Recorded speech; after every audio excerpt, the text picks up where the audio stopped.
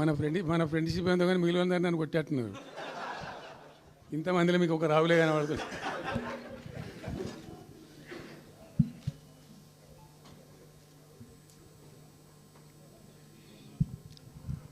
ఈరోజు ప్రధానంగా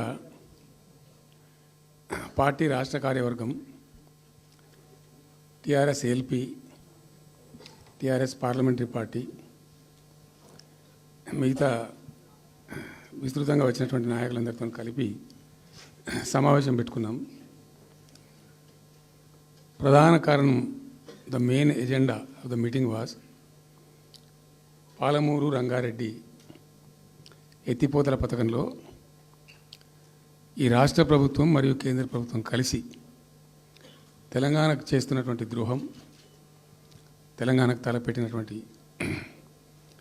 దుర్మార్గమైనటువంటి విధానం మీదనే చర్చ జరిగింది. దీని కథ ఏంటంటే చాలామందికి తెలియదు, అవగాహన కూడా ఉండదు. కొత్త తరం వాళ్ళకైతే అసలు తెలియదు. ద రీజన్ వై ఈజ్ సమైక్య ఆంధ్రప్రదేశ్లో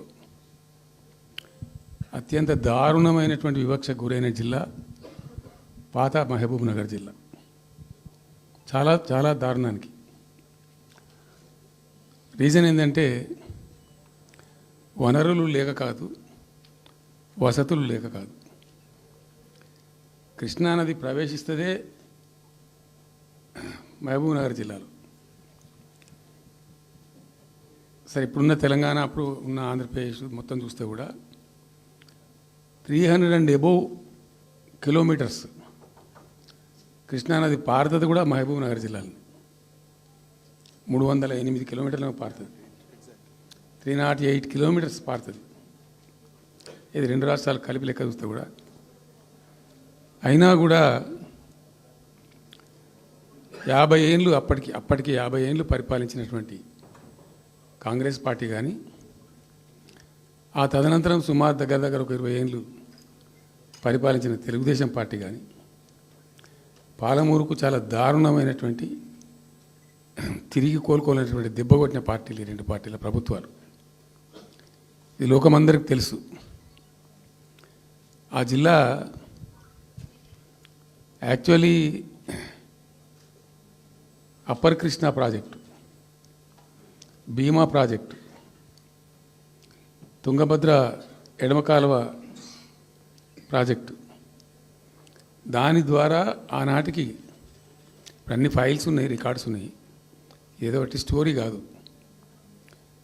174 టీఎంసీలు నీళ్ళు పాలమూరు రంగారెడ్డి జిల్లాకు రావాల్సి ఉండే. పాలమూరు జిల్లాకు ఆనాటి ప్రతిపాదిత ప్రాజెక్టుల ప్రకారం రావాల్సి ఉండే. ఆంధ్రప్రదేశే ఏర్పాటే తెలంగాణ పాలిట పెనుశాపం. కొంతమందికి నచ్చదు, కానీ పెనుశాపంగా పరిణమించింది ఆంధ్రప్రదేశ్ రాష్ట్ర ఏర్పాటు. మొత్తం తెలంగాణకు, అందులో మోర్ స్పెసిఫికల్లీ మహబూబ్ నగర్ జిల్లాకు జరిగినటువంటి తీవ్రమైనటువంటి అన్యాయం. ఎస్ఆర్సి యాక్ట్ అంటే స్టేట్ రీఆర్గనైజేషన్ యాక్టు స్పష్టంగా చెప్తుంది, ప్రతిపాదించబడి ఆల్రెడీ శాంక్షన్ అయ్యి జరుగుతుండే ప్రాజెక్టులు, కంటెంప్లేట్ చేసి ఉన్న ప్రాజెక్టులు, వాటిని మార్చకూడదు, అవి కొనసాగించాలి. ఆ చట్టం ఉండగా కూడా వాటి అన్నిటిని కాదని వీటిని మొత్తం అబాండన్ చేసి పడేసిండ్రు. అట్లా చాలా చేసినారు. అక్కడ గోదావరి మీద చూసుకుంటే దేవునూరు ప్రాజెక్టు కావచ్చు, ఇచ్చంపల్లి కావచ్చు, రకరకాల ప్రాజెక్టులను అబాండన్ చేసినారు.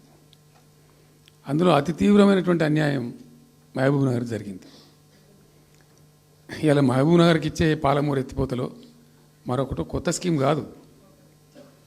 గతంలోనే 174 టీఎంసీలకు ప్రాజెక్టులు రూపకల్పన జరిగి అంత అయింది. అయితే మేము చాలా వాదించినాం. మధ్యలో బ్రిజేష్ కుమార్ ట్రిబ్యునల్ వస్తే కూడా అక్కడ పోయి ఆ ట్రిబ్యునల్ని కలిసి చాలా ప్రయత్నాలు చేసినాం.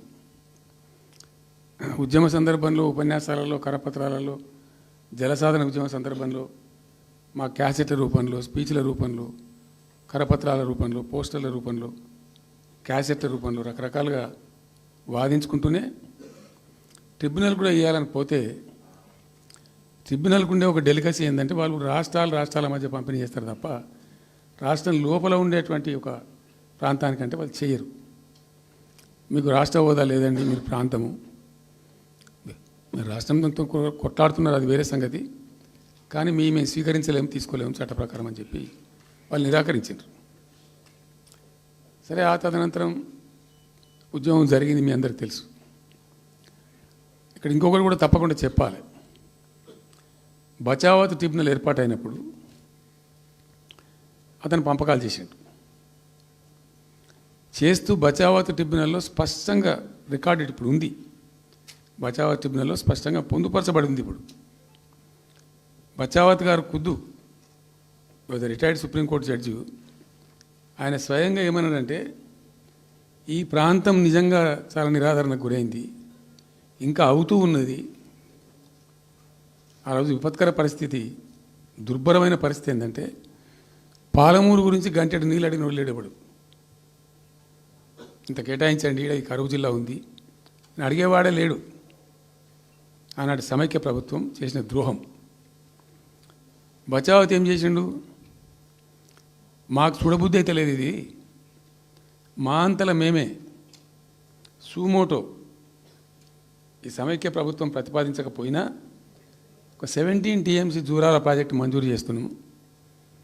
అయితే సాంకేతిక కారణాలు మరొకటో చూపెట్టి ఈ జూరాల ప్రాజెక్టుని ఇక్కడి నుంచి ఎత్తగొట్టద్దు, వేరే కాడ కట్టద్దు, ఇక్కడ మాత్రమే కట్టి తీరాలే, దానికే అలాట్ చేస్తున్నామని చెప్పి ఒక కండిషన్ పెట్టిండు ఆయన. ఇది ట్రిబ్యునల్. అతను ఒక న్యాయమూర్తిగా పనిచేసిన వ్యక్తి కాబట్టి చూడబుద్ధి కాక ఆ బాధ భరించలేక ఈ కామెంట్ కూడా రికార్డు చేసిండు ట్రిబ్యునల్లో. ప్లస్ ఆ 17 TMC జూరాల ప్రాజెక్టుకు కేటాయించిండు. ఎంత విషాదం అంటే అది ఎప్పుడో 74లో 74 నుంచి 78 దాకా జరిగింది కథ. అతను కేటాయిస్తే దానికి ముట్టినోళ్ళు లేడు, పట్టుకున్నోళ్ళు లేడు, తీసినోళ్ళు లేడు. అంజయ్య గారు ముఖ్యమంత్రి అయినాక ఒక ఏడాది తర్వాతనేమో అప్పుడు అంజయ్య గారు దానికి ఫౌండేషన్ స్టోన్ వేసారు. ఫౌండేషన్ స్టోన్ వేస్తే ఇక అది మెల్లగా తెలంగాణ ప్రాజెక్ట్ కదా, ఇప్పుడు పట్టుకున్న లేడు, దాన్ని మాట్లాడినోడు లేదు, అయ్యలేదు, అవ్వలేదు, ఒక అనాథలాగా ఆ బ్యారేజ్ వరకు కట్టేశారు. దానికి కాలువలు లేవు, నీళ్ళు రావు, పొలాలు పారాయి, కృష్ణానది నీళ్ళు వస్తుంటాయి, గేట్ల ద్వారా పోతుంటాయి. ఎప్పటి వరకు ఈ తతంగం 2001లో గులాబీ జెండా ఎగిరేదాకా ఇదే తతంగం.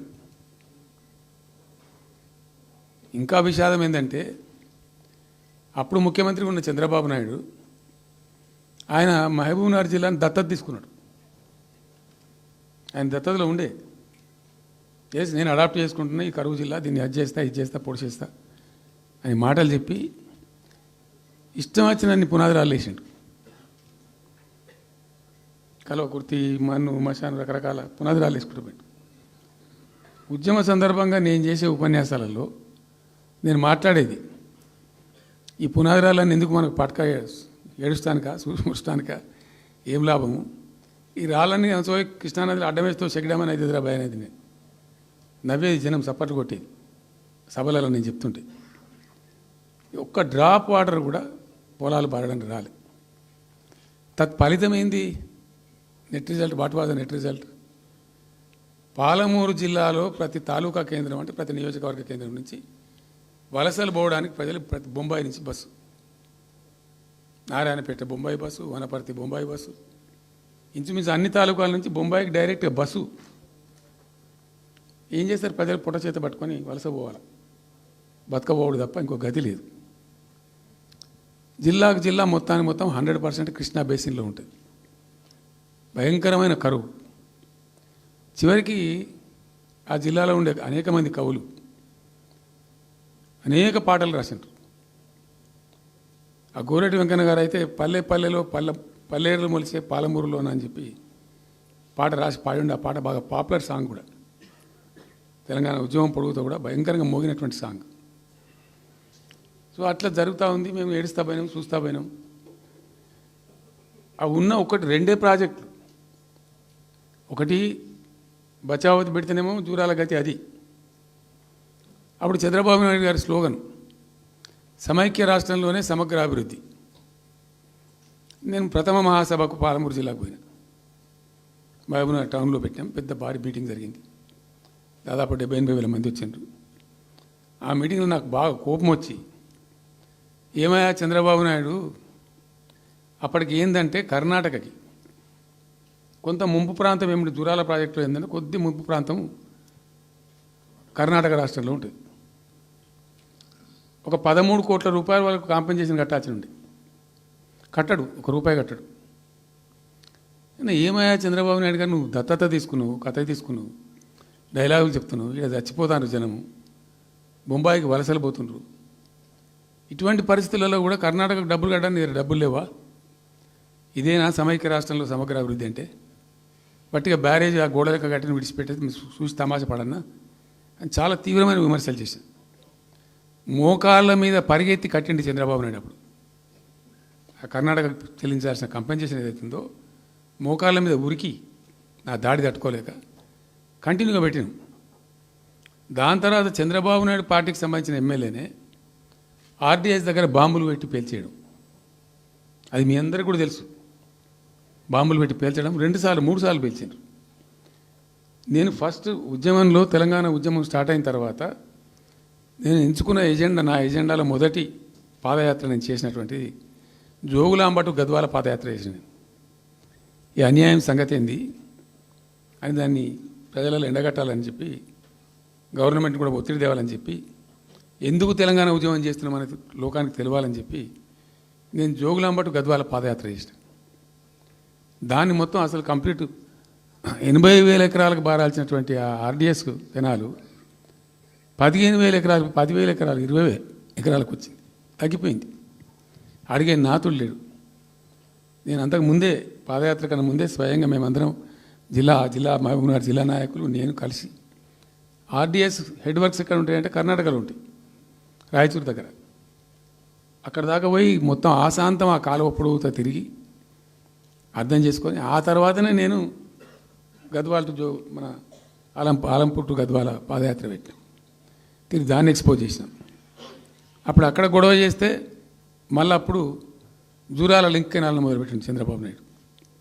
జూరాల టు ఆర్డీఎస్కు లింక్ కెనాల్ అని మళ్ళీ డ్రామా కట్టి, అంటే ప్రతిసారి ఏమార్చడము, తెలంగాణ ప్రజలను ఒక రకమైన దగా చేయటం తప్ప రాలే, ఒక డ్రాప్ వాటర్ రాలే, ఎప్పుడు రాలే.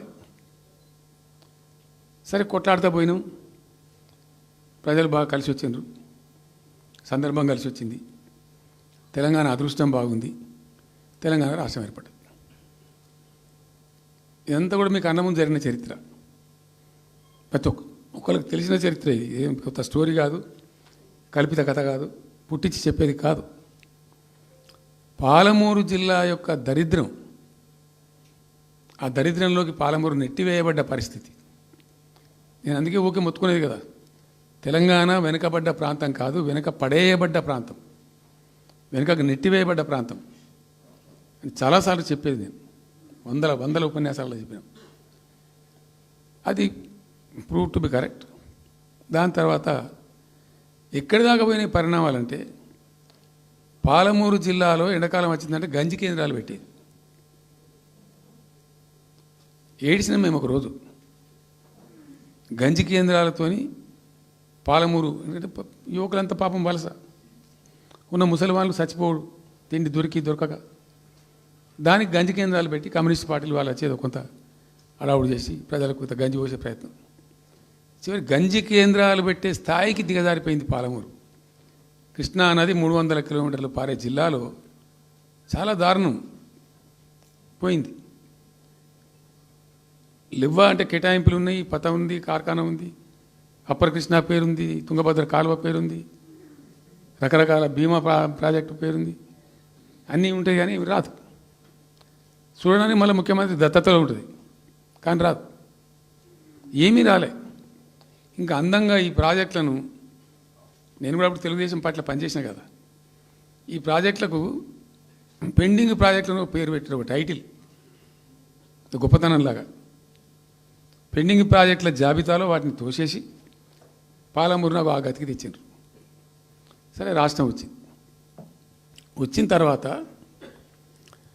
జరిగింది ఏంది, టోటల్గా మేము సమీక్ష చేసుకున్నాం. గోదావరి ఏంది, గొంగడ ఏంది, కృష్ణ అయింది, మనకు రావాల్సిన వాటా అయింది, దగా జరిగింది ఎక్కడ, ఎట్లా సరిదిద్దాలా, ఎట్లా మన ప్రయాణం ముందుకు పోవాలా, ఏం జరగాలి అని ఆలోచన చేసినాం. చాలా తీవ్రమైనటువంటి మదన పడ్డం. టాప్ ప్రయారిటీలో ఈ జిల్లా ఆదుకోవాలి మనం. అత్యంత భయంకరమైన కరువు ఉంది ఇక్కడ, కొంచెం లైన్లో పెట్టుకోవాలి. ఇప్పుడు మన సొంత రాష్ట్రం కాబట్టి మనకు ఆ ఇబ్బందులు ఉన్నాయని చెప్పి మా ప్రస్థానం ప్రారంభించాం. మొట్టమొదలు యుద్ధ ప్రాతిపదికన ఏవైతే పెండింగ్ ప్రాజెక్టులను పెట్టినరో వాటిని రన్నింగ్ చేసినాం. వాటిని అన్నిటికని నెట్టెంపాడు కావచ్చు, భీమా కావచ్చు, కల్వకుర్తి కావచ్చు, అన్నిటిని కూడా బ్రహ్మాండంగా లైన్లోకి తెచ్చినాం. తెచ్చి స్టార్ట్ చేసినాం. నికరంగా 6.5 లక్షల ఎకరాలకు ఆయకట్టు తెచ్చినాం ఆ పాలమూరు జిల్లాలో. మా గవర్నమెంట్ ఉన్నప్పుడే. ఇది అక్కడ ప్రజలందరికీ తెలుసు, అందరికీ తెలుసు, ప్రతి వాళ్ళకి తెలుసు. సామర్థ్యాలు పెంచుకున్నాం కొన్ని. నెట్టెంపాడులో భాగంగా ఒకటి రేలంపాడు రిజర్వాయర్ ఉంటుంది. అది జస్ట్ 1.5 TMs, 1/4 to 2 TMs అది ఉండే.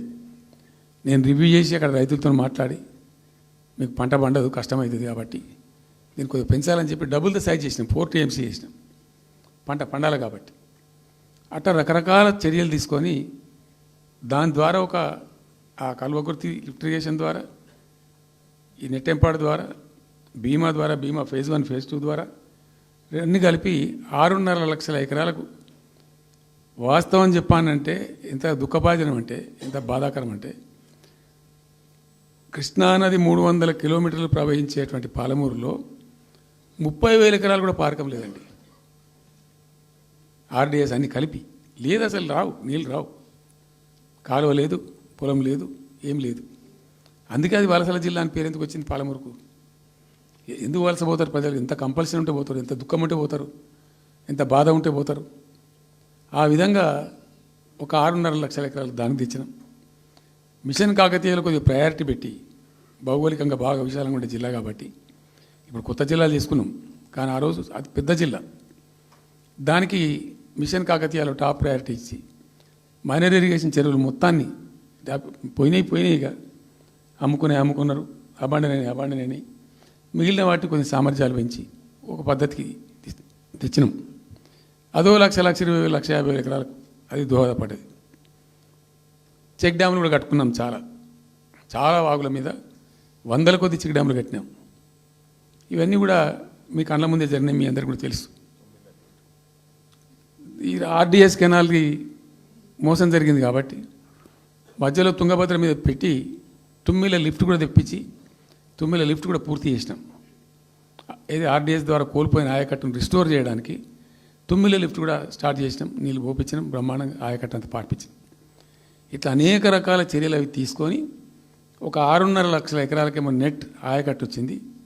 ఇండైరెక్ట్ ఆయకట్టేమో భూగర్భ జలాలు పెంచడానికి కట్టిన చెక్ డ్యాములు, మైనర్ ఇరిగేషన్ బాగు చేయడం, దాని ద్వారా కూడా 1,50,000 ఎకరాలకు వచ్చింది. ఆ తదనంతరం మరి మనం ఎట్లా ముందుకోవాలా, ఏం చేద్దామని చెప్పి ఈ రంగారెడ్డి జిల్లా కూడా వాళ్ళు పాపం కృష్ణా బేసినే. ప్రతి డ్రాప్ రంగారెడ్డిలో పడే ప్రతి వర్షం చుక్క కృష్ణానదికి పోతుంది, ఇంకెక్కడికి పోదు. నల్లగొండ జిల్లాలో కురిసే ప్రతి వర్షం చుక్క కూడా కృష్ణానదికి పోతుంది. 100% ఈ 3 జిల్లాలు కూడా నల్లగొండ, రంగారెడ్డి, పాలమూరు ఇవి 100% కృష్ణ బేసిన్లో ఉన్నాయి. మనము ఏదైతే మనకు కేటాయించినరో ప్రాజెక్ట్ వైజ్నో ఇంకోటనో కంబైన్డ్ స్టేట్ ఉన్నప్పుడు జరిగినటువంటి మోసం నుంచి బయటికి రావాలంటే మనం రాష్ట్రం ఏర్పడ్డ తర్వాత కొట్టాడాలి, మన వాట మనం సాధించాలి. రివిజన్, కృష్ణా జలాల యొక్క పునఃపంపిణీ మీద ట్రిబ్యునల్ వేయించుకోవాలి, రివిజన్ పెట్టియాలి అని ఒక స్ట్రాటజీ పెట్టి దాన్ని కొట్లాను. సరే, ఇందాక నేను చెప్పినట్టు దేవుని దయ వల్ల తెలంగాణ రాష్ట్రం వచ్చింది. ఈ ప్రాజెక్టు కంప్లీట్ చేస్తూనే పాలమూరు రంగారెడ్డి ఎత్తిపోతల పథకానికి శ్రీకారం చుట్టాం. యాక్చువల్ ఫ్యాక్ట్ ఏంది, పాలమూరు రంగారెడ్డికి మేము ఆ రోజు మనసులో ఇంటర్నల్గా మాట్లాడుకొని డిపార్ట్మెంట్ కావచ్చు, క్యాబినెట్ కావచ్చు, విత్ ఇన్ ద పార్టీ కావచ్చు, ఆ జిల్లాల నాయకులతో కావచ్చు, మా స్ట్రాటజీ ఏంది, పాలమూరు రంగారెడ్డి ఎత్తిపోతల పథకానికి 170 టీఎంసీలు తీసుకోవాలి. This was the strategy of BRS government. ఎట్లా, ఎక్కడి నుంచి తీసుకోవాలా, అనేక ఆంక్షలు, మాటలు బట్టి డైలాగులు, ఏపీ నుంచి వచ్చే వ్యతిరేకత, ఇవన్నీ దృష్టిలో పెట్టుకొని ఏం చేసినాం, నికరంగా లెక్కలు తెప్పించినాం. ఈ మహబూబ్ నగర్ జిల్లాలో మైనర్ ఇరిగేషన్లో పాత చెరువులు ఏవైతే బచావ్ అవుతున్నప్పుడు లెక్క పెట్టినటువంటి చెరువులు ఏవైతే ఉన్నాయో, ఉన్నాయన్నీ మాయమైనవన్నీ, వాటి సామర్థ్యం ఆ రోజు ఎంత, ఇవాళ నెట్ సామర్థ్యం ఎంత అని లెక్కలు తీసి కేంద్రానికి సమర్పించి ఒక 45 టీఎంసీ రెండు దానికి కేటాయించింది ఆ రోజు మేము ఎంత అంటే 90.81 టీఎంసీ, 90.81 పాలమూరు రంగారెడ్డికి మేము కేటాయించింది ఆ రోజుకు. అయితే 170 ఎట్లా అంటే మరి మాకు ఇంకా వాటా వస్తుంది కదా, ట్రిబ్యునల్ వచ్చిన తర్వాత మాకు వాటా వస్తే దానిలో తీసుకున్న నీళ్ళని కూడా దీనికే మనం అటాచ్ చేసుకుంటామని చెప్పి 91 పాయింట్ తీసుకున్నాం. ఎట్లా తీసుకున్నాము, బచావత్ ట్రిబ్యునల్లోనే ఒక తీర్పు చాలా స్పష్టంగా ఉన్నది, డెసిషన్ అది, ట్రిబ్యునల్ యొక్క నిర్ణయం ఏంటిది, ఆంధ్ర వాళ్ళు మొదటి నుంచి కూడా మేము కొంత గోదావరి నీళ్లు కృష్ణా డెల్టాకు తెచ్చుకుంటాం, నాగార్జున ఆయకట్టుకు తెచ్చుకుంటాం, మరో దాన్ని తెచ్చుకుంటాం అనే పద్ధతులు మొదలుపెట్టి తెచ్చుకున్నారు.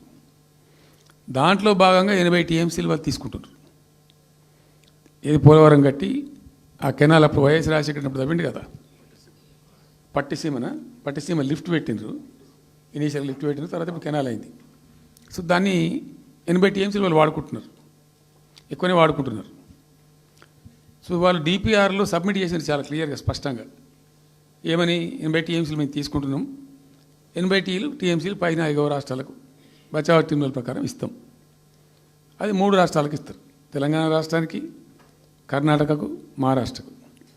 తెలంగాణకు 45, వాళ్ళిద్దరు కలిపి 35, కర్ణాటకకు 21 టీఎంసీ, మహారాష్ట్రకు 14 టీఎంసీ. వాళ్ళిద్దరు కూడా వాడుకుంటున్నారు. అది కర్ణాటక వాళ్ళు ఆల్రెడీ ఆర్ యూజింగ్ 21 టీఎంసీ ఏదైతే పోలవరం నీళ్ళు అక్కడ వాళ్ళు తీసుకున్నారు కాబట్టి దాని కంపెన్సేటర్ కింద వచ్చినటువంటి దాన్ని they are using it, right రాయాలి. మహారాష్ట్ర కూడా వాడుతున్నారు, లెక్కల్లో చూపించారు వాళ్ళు, వాళ్ళ ప్రాజెక్టుల డిపిఆర్లో వాళ్ళ లెక్కల్లో చూపెట్టిండ్రు. ఇక వాడుకోవాల్సింది వాళ్ళు మనం. సో ఆ 45 టీఎంసీ మనది ఉంది కదా, మనకు ట్రిబ్యునల్ కేటాయించిందే కదా, అప్పనంగా ఏదో వచ్చేది కాదు కదా. సో ఆ 45 ఈ మైనర్ ఇరిగేషన్ లాసెస్ 45 కలిపి 90.81 టీఎంసీలకు దాన్ని ప్రతిపాదించాం. It has a strong basis, ఏదో గాలిలే అడవులు జమాబందీ ఎడబడతాడు చేసింది కాదు, ఒక స్పష్టమైనటువంటి విధానంతో, ఒక అవుట్లుక్తో, భవిష్యత్తు ప్రయోజనాలను దృష్టిలో పెట్టుకొని చేసినటువంటి చర్య చేసినాం. ప్రాజెక్టు 30,000 కోట్లు, 35,000 కోట్లు మంజూరు చేసినాం.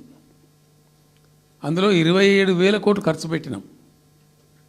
ఆల్మోస్ట్ దగ్గర 88-90% పనులు పూర్తి అయిపోయినాయి. ఈ ఆంధ్రాతోని పంచాయతీ ఉంటుంది ఎప్పటికైనా, వాళ్ళు పోతిరెడ్డిపాడు పొక్కగొట్టి దాన్ని పెంచి, ఇక దాన్ని ఇంకింత పెంచి ఈ తెలుగు గంగా అనే పేరు మీద మొదలై అది ఎటెటెటెటు పోతుంది ఇక అడవుల జమాబంది. కాబట్టి మనం క్విక్కెస్ట్ పాసిబుల్ టైంలో తీసుకోవాలని ఆ వచ్చే వాటర్ను అక్కడ ఎంటైర్ వరల్డ్లో ఇక్కడ లేవండి 145 మెగావాట్స్ కెపాసిటీ పంప్స్ పెట్టినాం అక్కడ. Specially prepared, those pumps were prepared by BHEL of India. 145 మెగావాట్ల పంపులు అసలు ఇండియాలో ఎక్కడ ఏ ప్రాజెక్టుకు లేవు. ఎందుకని దాని ఆ పంపు స్విచ్ ఆన్ చేసిన నేను, నీళ్ళు వచ్చినాయి. ఒక్క పంపు స్విచ్ ఆన్ చేస్తేనే ఇట్లా కాలువలు తల్లాడుతుండే ఇట్లా. అంటే ఆ గొడవ ఉంది కాబట్టి వాళ్ళు అటు పోతిరెడ్డిపాడు పక్క నుంచి వాళ్ళు తీసుకుపోతూ ఉంటారు. ఆ వర్షాలు వచ్చినప్పుడే మనం తీసుకోవాలి, ఇంకో గత్యంతరం లేదు. కాబట్టి క్విక్కెస్ట్ పాసిబుల్ టైంలో ఈ రిజర్వాయర్లు నింపుకుంటే మనం సేఫ్ అయిపోతాము, జిల్లా కాడికి కొంత న్యాయం జరుగుతుందని చెప్పి ఆ 145 మెగావాట్స్ కెపాసిటీ ఉండే పంప్స్ పెట్టినాం. ఇప్పుడు పంప్స్ అన్నీ ఆల్మోస్ట్ ఇన్స్టాల్ అయినాయి. మరి ఈ గవర్నమెంట్లో వీళ్ళు ఏం పట్టించుకుంటలేరు, అసలు ఏం చేస్తలేరు. అయితే జరిగిన తర్వాత ఏమైంది, అనుమతులు సాధించాలి. దాని మీద చాలా చాలా మెలికలు పెట్టినారు. ల్యాండ్ అక్విజిషన్ల ప్రాబ్లం చేసినారు. అయినా 27,000 ఎకరాలు మేము అక్వైర్ చేసినాం సక్సెస్ఫుల్గా.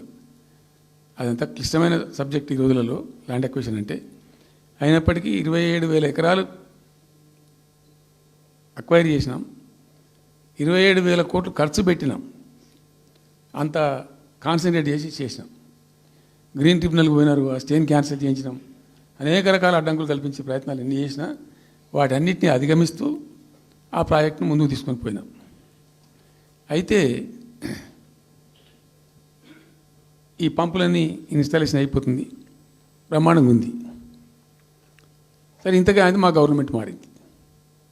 సహజం, రాజకీయాల్లో గెలుపులు ఉంటాయి, ఓటములు ఉంటాయి, ప్రభుత్వాల మార్పిళ్ళు ఉంటాయి, జరుగుతాయి. కానీ ఎంత తెలుగు తక్కువ దద్దమ్మ ప్రభుత్వం వచ్చినా, నెక్స్ట్ సక్సెసివ్ గవర్నమెంట్ ఎవరు వచ్చినా రాష్ట్ర ప్రయోజనం కదా ఒక ప్రాజెక్ట్ అంటే. ప్రజలకు నీళ్ళు వచ్చేది కదా, ప్రజలు బ్రతికేది కదా, దాన్ని కొనసాగిస్తారు. ఇప్పుడు ఒక్క తట్టెడు మట్టి కూడా తీయలేదండి. మా గవర్నమెంట్ పోయిన తర్వాత పాలమూరు ఎత్తిపోతల పథకంలో ఒక తట్టెడు మట్టి కనీసం నేను తీయలే. మరి దాన్ని ఎందుకు అబాండన్ చేసినరో, దాని వెనక ఏం ఉద్దేశం ఉందో, ఇంత నిష్క్రియాపరత్వం ఏంది, ఇంత దారుణమైంది. 2 నెట్ సంవత్సరాలు గడిచిపోయినాయి. ఇప్పుడు మేము గమనిస్తున్నాం. మధ్యలో ఏమైంది, కేంద్ర ప్రభుత్వంతో తమాషా. బీజేపీ మొదటి నుంచి మాకు తెలంగాణకు శని అయింది. అది కేంద్ర ప్రభుత్వం ప్రతిదాన్ని వ్యతిరేకించడమే. ప్రతిదానిగా చంద్రబాబు ఎన్డీఏలో చేరడం, ఆయన మాటలు పట్టుకొని వ్యతిరేకించడం, అడ్డంగా ఇష్టం వచ్చిన పద్ధతిలో. మేము బాగా కొట్టాను. మేము ఉన్న రోజులు అనేకమైనటువంటి పోరాటాలు చేసి దాన్ని ఎప్పటికప్పుడు సాధించుకున్నాం. అనుమతులు కానీ ఇంకోటి కానీ మొత్తం 9-10 అవసరం పడతాయి. అందులో 6 అనుమతులు ఆల్రెడీ వచ్చేసినాయి. Main environmental impact, environment assessment కమిటీది అదే మెయిన్ అసలు ప్రాజెక్టుకు లైఫ్ లైన్. దాని మొత్తం అనుమతులు వచ్చేసినాయి. దాని తర్వాత మిగిలిన అనుమతులన్నీ లాంఛనమే, ఇక ఇచ్చేయాల్సిందే. అది ఇచ్చిందంటే అటువంటి అతి ముఖ్యమైనటువంటి అనుమతి కూడా తెచ్చినాం. అన్నీ తెచ్చినాం. అన్నీ వచ్చిన తర్వాత కేంద్ర ప్రభుత్వం మొన్న చంద్రబాబు నాయుడు ఎంపీలు అవసరం ఉంది కదా అక్కడ వాళ్ళకు. ఇప్పుడు ఇద్దరు ఎంపీలు అవసరం కదా, నితీష్ కుమార్, చంద్రబాబు నాయుడు. దానికోసం బీజేపీ ఎంతకైనా దిగజారుతుంది. ఆడ ప్రభుత్వం నిలబెట్టుకోవాలి కాబట్టి ఎంతకైనా దిగజారి ఆయన మాట పట్టుకొని డిపిఆర్ను వాపసు పంపించారండి. మేము ఉన్న రోజులు రాలే డిపిఆర్ వాపసు. అనుమతులు తెచ్చిన ఉల్టా మేము. ఇంకా డిపిఆర్ వాపసు వస్తే భూమి ఆకాశం ఒకటి చేయాలా రాష్ట్ర ప్రభుత్వం. ఎంత లొల్లి చేయాలా, ఎంత హడావుడి చేయాలా. ఆల్ పార్టీ డెలిగేషన్ తీసుకుపోవాలి. అవసరం వస్తే మేము వడ్లు కొనకపోతే పోయి ఢిల్లీలో ధర్నా చేసినామండి. మేము అప్పుడు మా గవర్నమెంట్ ఉన్నప్పుడు రైతులు పండించిన పంట కొనకపోతే యావత్తు ఎమ్మెల్యేలము, క్యాబినెట్ అందరం పోయి ఢిల్లీలో ధర్నా చేసి కేంద్ర ప్రభుత్వం మెడలు వంచినాం. మేము 80 లక్షల టన్నులు మనకి తీసుకుంటామనేటువంటి ఒప్పందం మీద సంతకం చేయించుకొని వచ్చినాం. వడ్లు కొనిపించినాం ఎఫ్సిఐతోని. మామూలు వడ్లు కొనకపోతేనే మేము అంత అడావుడి చేసిపోయినాము. కానీ ఒక ఇంత పెద్ద ప్రధానమైన 3 జిల్లాలకు సంబంధించిన ప్రాజెక్టు డిపిఆర్ వాపసు పంపిస్తే వీళ్ళు కుయ్యలేదు, కుట్టుకోలేదు, వాళ్ళకి చెప్పని కూడా చెప్పలేదు. తెలియదు ఎవరికి బయట. జస్ట్ దేవర్ మమ్. ఇంకా బాధాకరమైన అంశం ఏంటంటే అసలు 170 టీఎంసీలకు దాదాపు మేము ఏమి చేస్తే బ్రిజేష్ ట్రిబ్యునల్ నడుస్తుంది కదా. దీనిలో ఎట్లుంటుందంటే ఇంకో విషయం అండి, దీన్ని స్పష్టంగా చెప్తున్నాను, మళ్ళీ కన్ఫ్యూజన్ వద్దు. దేశంలో ఒక కొత్త రాష్ట్రం ఏర్పడితే దానికి కొన్ని సంక్రమణలు ఉంటాయి. నీళ్ళెన్ని రావాలి, పలాంది ఇంత రావాలి, పలాంది ఇంత రావాలి అని కొన్ని సంక్రమిస్తాయి ఆటోమేటిక్గా. అది ఎస్ఆర్సీ యాక్ట్. భారతదేశంలో ఇనీషియల్గా ఉన్నాయి 14 స్టేట్సే. ఇప్పుడు జమ్మూ కాశ్మీర్ అదేదో వాళ్ళు చేసినారు, కానీ అదర్వైజ్ 15 రాష్ట్రాలు తర్వాత ఏర్పడ్డాయి. వాళ్ళు దాన్ని ఇప్పుడు యూనియన్ టెరిటరీ చేసిన కదా లద్దాఖ్ను. 15 అంటే ఒరిజినల్గా ఉన్నదానికంటే ఇంకో రాష్ట్రం ఎక్కువ కలిపి కొత్త రాష్ట్రాలు వచ్చినాయి. సో వాటికి పద్ధతి ఉంది. ఏ రాష్ట్రం ఏర్పడ్డప్పుడు దానికి ఏదేమి ఇవ్వాలి, హైకోర్టు ఎట్లా, పలాంది ఎట్లా అన్నీ దానికి ఒక చట్టం ఉంది. అవన్నిటిని బుల్డోజ్ చేస్తూ ఇక్కడ ఇయ్యలే. నీళ్ళు ఎన్ని రావాలా, ఫస్ట్ ఛాయిస్ వాళ్ళకి ఇస్తారంటే ఆ రాష్ట్రాలకు ఇస్తారు. ఏ రాష్ట్రాలు అయితే విడిపోయినాయో మీరు మ్యూచువల్ అండర్స్టాండింగ్లో చేసుకోండి అని ఇస్తారు. ఇక్కడ పొసిగే కార్యక్రమం కాదు. కాబట్టి మేము ఏం చేసినామంటే 1 ఇయర్ తర్వాత 1 ఇయర్ లోపు ఒకవేళ పరిష్కారం అయితే 2 రాష్ట్రాలు చేసుకోవాలా, లేదా సెంట్రల్ గవర్నమెంటే ఆర్బిట్రేషన్ ద్వారా చెయ్యాలా కూర్చొని. చేయనప్పుడు ఏం చేయాలంటే సుప్రీంకోర్టు పోవాలి. మేము 1 ఇయర్ తర్వాత కేంద్ర ప్రభుత్వానికి అప్పీల్ చేసినాం. సెక్షన్ 3 వేయండి, మాకు కృష్ణా జలాల పునఃపంపిణీ చేయండి. చేస్తే దాన్ని వాళ్ళు ఖాతరు చేయాలి. మేము సుప్రీంకోర్టుకు పోయినాం. సుప్రీంకోర్టు కోపానికి వచ్చింది కేంద్ర ప్రభుత్వం మీద కూడా. ఒక రాష్ట్రం అంటూ ఏర్పడ్డప్పుడు యాక్ట్ ప్రకారం, పార్లమెంట్ యాక్ట్ ప్రకారం వాళ్ళకి రావాల్సిన అన్నీ రావాలి కదా. మరి ఇది కూడా వాళ్ళకి ఏదో తేల్చండి, మీరు తెలుస్తారా లేదంటే అప్పుడు ఆ మంత్రి, ఆయన పేరు షెకావత్ ఉండే కదా, గజేంద్ర సింగ్ షెకావత్, నేను ఢిల్లీ పోయినప్పుడు నన్ను రిక్వెస్ట్ చేసిన ఆయన, భాయ్ సాబ్ మాకు కూడా ఇబ్బంది అవుతుంది, మీరు అది విత్డ్రా చేసుకోండి సుప్రీంకోర్టులో కేసు, మేము సెక్షన్ 3 వేస్తామండి. అప్పటికే 2-3 ఏళ్ళు గడిచిపోయింది, డిలే అవుతా ఉన్నది. నేను పోయినప్పుడు అడుగుతున్నా, పర్సూ చేస్తున్నా, మాట్లాడుతున్నాం, ప్రైమ్ మినిస్టర్ లెటర్స్ ఇచ్చినాం, అన్నీ చేస్తున్నాం. ఫైనల్గా సుప్రీంకోర్టు చివాట్లు పెట్టిన తర్వాత వాళ్ళు ఉండి మీకు విత్డ్రా చేసుకుంటే దయచేసి మేము సుప్రీంకోర్టు ఆర్డర్ ఇస్తుందని తెలిసిపోయింది వాళ్ళకు కూడా. ఆటోమేటిక్ ఇస్తుంది కదా కోర్టు ఆర్డర్, న్యాయప్రదంగా రావాల్సింది ఇస్తుంది. కాబట్టి ఎట్లా తప్పేటట్లేదు ఇక కోర్టు ఆర్డర్ ఎందుకని చెప్పి మీరు విత్డ్రా చేసుకోండి భాయ్ సాబ్, మేము ఇచ్చేస్తాం. మంచిగా విత్డ్రా చేసి మళ్ళీ లెటర్ పెట్టినాం. మీరు చెప్పిన ప్రకారం విత్డ్రా చేసుకున్నామండి అంటే లెటర్ పెట్టండి అంటే పెట్టినాం. అది ప్రాసెస్లో ఉంది సెక్షన్ 3 వేయడానికి. చివరికి వేసారు. ఇప్పుడు సెక్షన్ 3 వేసారు. దాని మీద బ్రిజేష్ ట్రిబ్యునల్ అపాయింట్మెంట్ కూడా అయిపోయింది. ఇప్పుడు వాదనలు జరుగుతున్నాయి, మాకేం రావాలి, మీకేం రావాలి, తెలంగాణ రాష్ట్రం, ఆంధ్ర రాష్ట్రం మాట్లాడుతూ ఉన్నారు. సో ద క్వశ్చన్ ఏంది, అక్కడ ఉంది, ఇప్పుడు తేలుతుంది. మా ఉద్దేశం ఏంది, 90 టీఎంసీలు అయితే మాకున్నాయి నికరం, మాకు ఎవరు ఇచ్చేది ఏం లేదు, ఎవరు అడుక్కునేది ఏం లేదు. అడిషనల్ ఇంకో 60-70 టీఎంసీ, ఇంకో 70-80 టీఎంసీ కావాలంటే ఎట్లా అంటే, ఈ ట్రిబ్యునల్లో వచ్చేటువంటి అధిక వాటా ఏదైతే మనకు ఉంటుందో, ఇందులో ఒక గుడ్ సైన్ అని ఈయన బ్రిజేష్ ట్రిబ్యునల్ ఏం చేసిండు, వచ్చిన తర్వాత ఆయన ఒకటి చేసిండు. అంతకుముందు చట్టం ఏముంటుండే, 75% డిపెండబిలిటీ మీదనే నదుల నీళ్ళు కేటాయింపు జరగాలి, 75% డిపెండబిలిటీ మీద. మనకు కృష్ణా జలాలు ఇచ్చినప్పుడు అట్లే ఇచ్చిండ్రు. ఈయన బ్రిజేష్ ట్రిబ్యునల్ వచ్చిన తర్వాత ఈయన ఏం చేసిండంటే 75% బోల్డ్ అండి, మంచి సర్ప్లస్ ఇయర్స్లో చాలా వర్షాలు పడుతున్నాయి, కావాల్సిన నీళ్ళు వస్తున్నాయి, అవి వేస్ట్ అవుతున్నాయి అనవసరంగా, అట్లెందుకు కేటాయింపులు చేసుకుందాం, 65% డిపెండబిలిటీ పెట్టుకుందాం అని చెప్పి పెట్టిండు. దాని ద్వారా ఏమైంది, మన కృష్ణా నదిలో ఒరిజినల్గా వచ్చిన అలాట్మెంట్ 811 టీఎంసీ, 811 టీఎంసీలే బచావ్ ట్రిబ్యునల్ ప్రకారం. కానీ తదనంతరం ఈయన బ్రిజేష్ వచ్చిన తర్వాత అది ఆల్మోస్ట్ 1005కి పోయింది. ఇంకో 195 టీఎంసీ పెరిగింది, ఆ 10% యాడ్ చేసే వరకు పెరిగితే అలా మనకు కూడా ఆటోమేటిక్ వాటా వస్తుంది. ఇప్పుడు తేలుతుంది అది. సో మేము ఆశపడ్డది ఏంటంటే, ఒరిజినల్గా పెట్టుకున్నటువంటి 90 టీఎంసీ అది బచావ్ ట్రిబ్యునల్ ఇచ్చిందే 45 టీఎంసీ. 45 టీఎంసీ మన మైనర్ ఇరిగేషన్ లెక్కలు బాజాప్తా తీసి ఇచ్చినాం కాబట్టి అది యాక్సెప్ట్ చేసిన వాళ్ళు. ఈ 90 టీఎంసీ ప్లస్ ఇప్పుడు అడిషనల్గా వచ్చేది కలిస్తే మనకు దాదాపు 170-160 దాకా తీసుకొని పోవచ్చు. కంఫర్టబుల్గా ఉంటాం మనం, ఇక్కడ డ్రింకింగ్ వాటర్ కానీ ఇంకోటి కానీ బాధ లేకుండా ఉంటాం, ఆ జిల్లా సుభిక్షం అవుతుంది అని ఆల్రెడీ పాలమూరు జిల్లాలో తెచ్చుకున్నటువంటి 6.5 లక్షల ఎకరాల ఆయకట్టు ప్లస్ దీనిలో ఒక 7 లక్షలు వస్తుంది పాలమూరు, అంటే 13.5 lakhs పోతుంది. పాలమూరు జిల్లా కాడికి వస్తే నియోజకవర్గానికి 1,00,000 ఎకరాలు వారాలి. అంత కృషించి అంత కునారిల్లి 60 ఏళ్ళు ఏడిసి గోసపడ్డ పాలమూరుకు ఒక పెద్ద రిలీఫ్ వస్తుంది. దీంతో మొత్తం జిల్లా టాప్ టు బాటం అంతా కూడా అద్భుతమైనది ఉంటుంది. గ్రావిటీ వారేకాడికి గ్రావిటీ వారుతుంది, లిఫ్ట్ వారుతుంది, చాలా అద్భుతంగా ఉంటుంది అని చెప్పేసి. తర్వాత వర్ష నీళ్ళు కూడా చాలా వరకు ఈ చెక్ డ్యామ్లలో దానిలో అడ్డుకుంటాం కాబట్టి గ్రౌండ్ వాటర్ కూడా బాగా పెరుగుతుంది. ఎట్లా ఫ్రీ పవర్ ఇస్తున్నాం కాబట్టి దాని ద్వారా కూడా లాభాలు జరుగుతాయని చెప్పి అసెస్మెంట్ చేసి ఇచ్చినాం. నిజంగా కూడా పాలమూరు ఒక టైంలో తెలంగాణ వచ్చిన తర్వాత 4-5 ఏళ్ళకి నేను పోతే ఎందుకో పోయినాం, బస్సు యాత్ర చేస్తే చాలా అద్భుతంగా ఎక్కడికక్కడ వరికోత మిషన్లు, కల్లాలు, అంతకుముందు పాడుబడ్డ ఇల్లు కనిపించే పాలమూరులో నా కళ్ళతో నేనే చూసిన. ఇంకా ఇది అంతా కంప్లీట్ అయిపోతే ఈ అనుకున్న 15 లక్షల ఎకరాలకు నీళ్ళు వస్తే చాలా దివ్యంగా ఉంటుందని చాలా సంతోషపడుకుంటూ పోయినాం. సరే, ఇప్పుడు కేంద్ర ప్రభుత్వం కొత్తగా తాకీదు, అది ఎవరు చెప్పినారో తెలియదు, వాళ్ళు చెప్తున్నారు. ఇప్పుడు గవర్నమెంట్ ఉన్న వాళ్ళు చెప్పడం చెప్తున్నారు. ఏంది మీరు 90 టీఎంసీలు పెట్టుకున్నారు, పాత గవర్నమెంట్ పంపించింది. ఒకటి డిపిఆర్ తిప్పి పంపించారు, దాని మీద సడి లేదు, సప్పుడు లేదు, లుల్లి లేదు, లుకాండం లేదు, తల ఊగుతున్నారు. ఎందుకు తల ఊగుతున్నారు?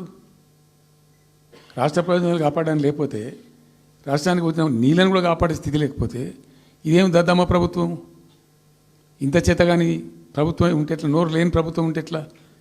పెద్ద నోరు పెట్టుకొని పెద్ద గడబడి చేయాలి కదా. ఒక 10 టీఎంసీలు పోతేనే ఒక్కొక్క రాష్ట్రం ఎక్కడ దాకా పోయి కొట్లాడతారు. ఇవాళ మొత్తం డిపిఆర్ఏ పంపించి ప్రాజెక్ట్ని ఆగం చేసే పరిస్థితి వస్తే సప్పుడు లేదు ఒకటి. రెండవది, ఇప్పుడేం చేసిండ్రు? ఇరిగేషన్ మంత్రి లెటర్ రాసిండు. వాడు చెప్పిండా చెప్పలేదా భగవంతుని గారు, 45 టీఎంసీలు ఇవ్వండి మాకు అనుమతి అని చెప్పి. ఎట్లా రాస్తావు నాకు అర్థం కాదు. నువ్వు ఏ ముఖం పెట్టుకొని రాస్తావు? ఇదో ప్రభుత్వమా? ఉన్నది ఉన్న వస్త్రానికి పోతే అనవస్త్రం పోయింది అన్నట్టు ఉన్నది కూడా కొట్టుకుంటారు ఎవడన్నా? ఎవరై నీళ్ళు అవి? ఆల్రెడీ బచావ్ ట్రిబ్యునల్ తీర్మానంలో ఇచ్చింది. దాన్ని కర్ణాటక వాడుతుంది, అటు మహారాష్ట్ర వాడుతుంది. వాళ్ళ లెక్కల్లో చూపెడుతున్నారు వాళ్ళు. ఆల్మట్టి డ్యాంలో వినియోగంలో చూపెడుతున్నారు వాళ్ళు. మాకు వచ్చిన 21 టీఎంసీ మేము ఇక్కడ వాడుతున్నామని చెప్పి. ఆ 2 ఎగువ రాష్ట్రాలు వాడుతుంటే ఇక్కడ వచ్చి మనకు వచ్చినటువంటిది బాజాప్తా, అది కూడా ట్రిబ్యునలే కదా. బచావత్ కూడా ట్రిబ్యునలే కదా. ఆ ట్రిబ్యునల్ తీర్పు ద్వారా వచ్చిన 45 టీఎంసీలు నువ్వు ఎందుకు ఆపుతున్నావు ఇప్పుడు? ఇదో రాష్ట్ర ప్రభుత్వమా? అసలు ప్రభుత్వం ఉందా?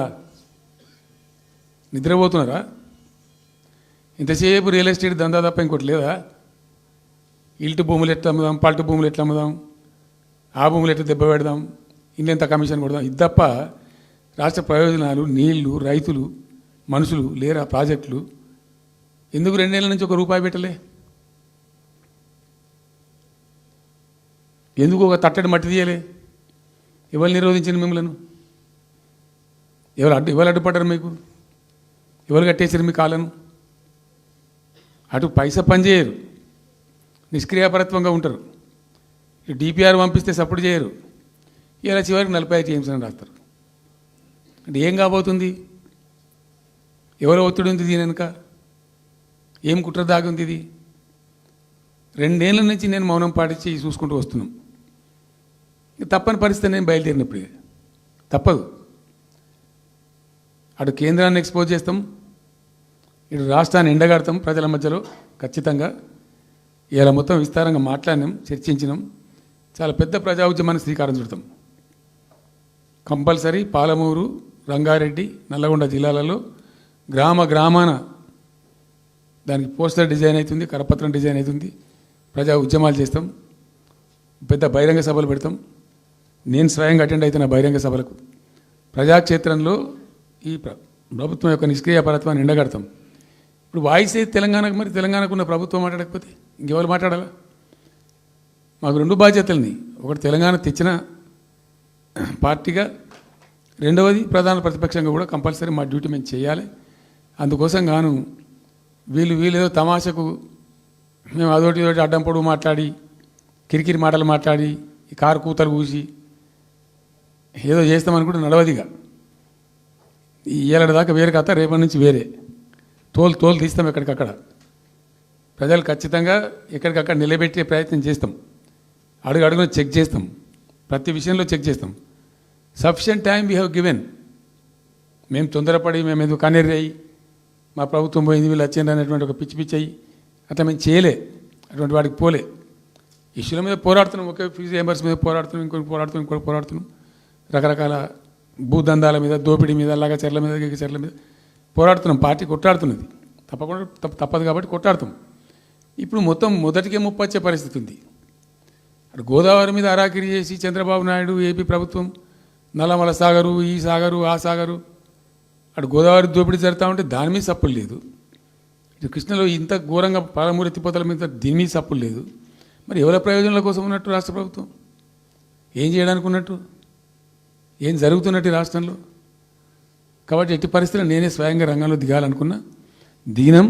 ఈరోజు డిసిషన్ అయిపోయింది.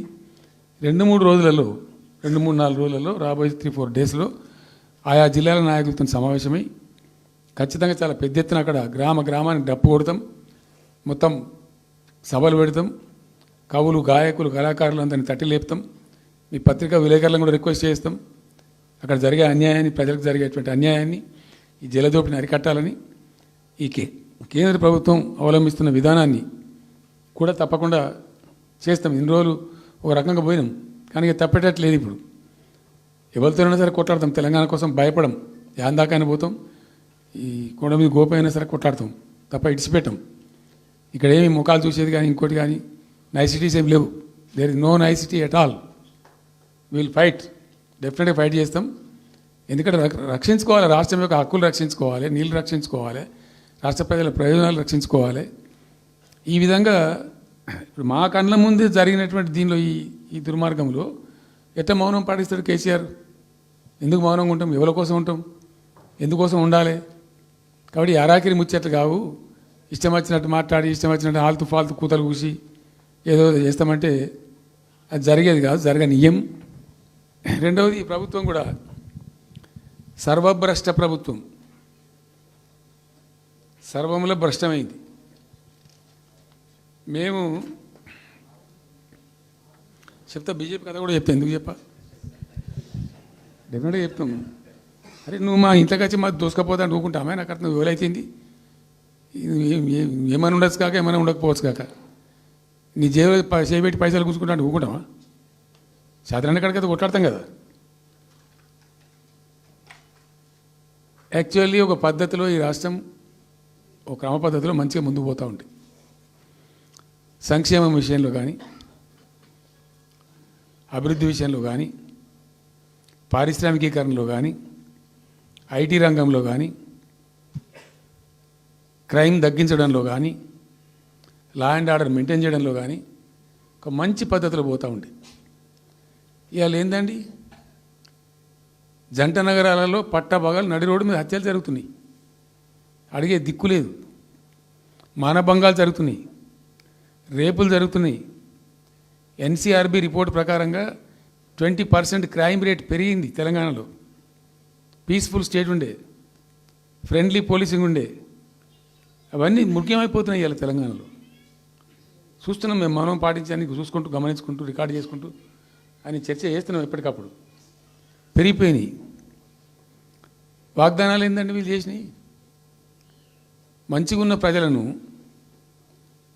మాకు ఓటేసే ఉద్దేశంలో ఉన్న ప్రజలను పచ్చి అబద్ధాలు టెంప్ట్ చేసి, మోసం చేసి, ఈ రాష్ట్ర ప్రజానీకాన్ని మోసం చేసి, దొంగ మాటలు చెప్పి, మాయ మాటలు చెప్పి, అర్రాస్ పాటలు వాడినట్టు వాడినండి, వేలం పాట వాడినట్టు. కేసీఆర్ 10,000 ఇస్తాడు రైతు బంధుకు, మేము 15,000 ఇస్తాం. మహిళలకు 2,500 ఇస్తాం. కేసీఆర్ కళ్యాణ లక్ష్మి ₹1,00,000 ఇస్తాడు, మేము తులం బంగారం కల్పిస్తాం. మీరు పెళ్లిళ్ళు చేసుకోకుండా ఆపుండ్రి. ఇదే ప్రభుత్వం మీరు చెప్పినటువంటి మాటలు, పెళ్లిళ్ళు చేసుకుంటూ ఆగిపోండి, మీరు నవంబర్లో చేసుకునే బదులు డిసెంబర్లో చేసుకుంటే తులం బంగారం కూడా వస్తుంది. ఉపన్యాసాలలో చెప్పినండి, మా దగ్గర ఉన్నాయి ఆ క్యాసెట్లని. ఇంకేం చెప్పినారు?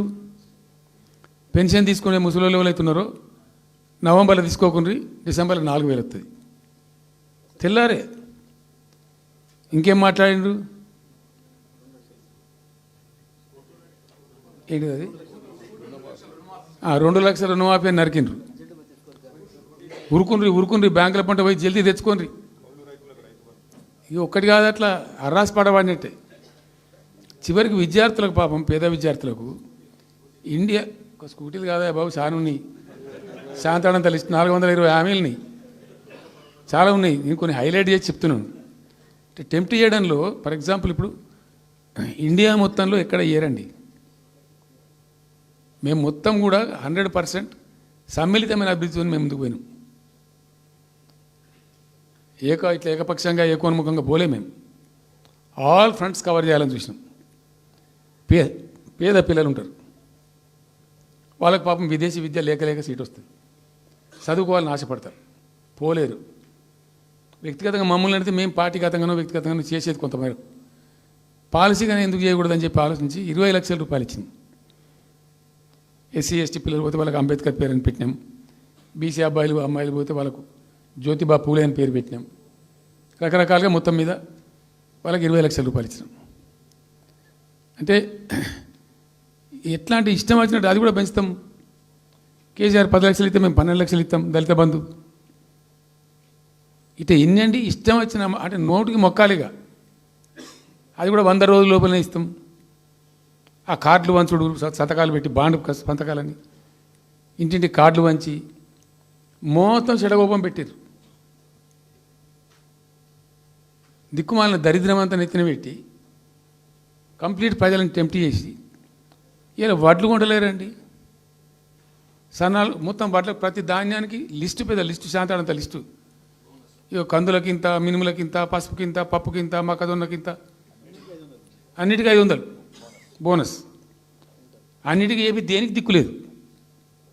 పత్తి కొనే దిక్కులేదు, వడ్లు కొనే దిక్కులేదు.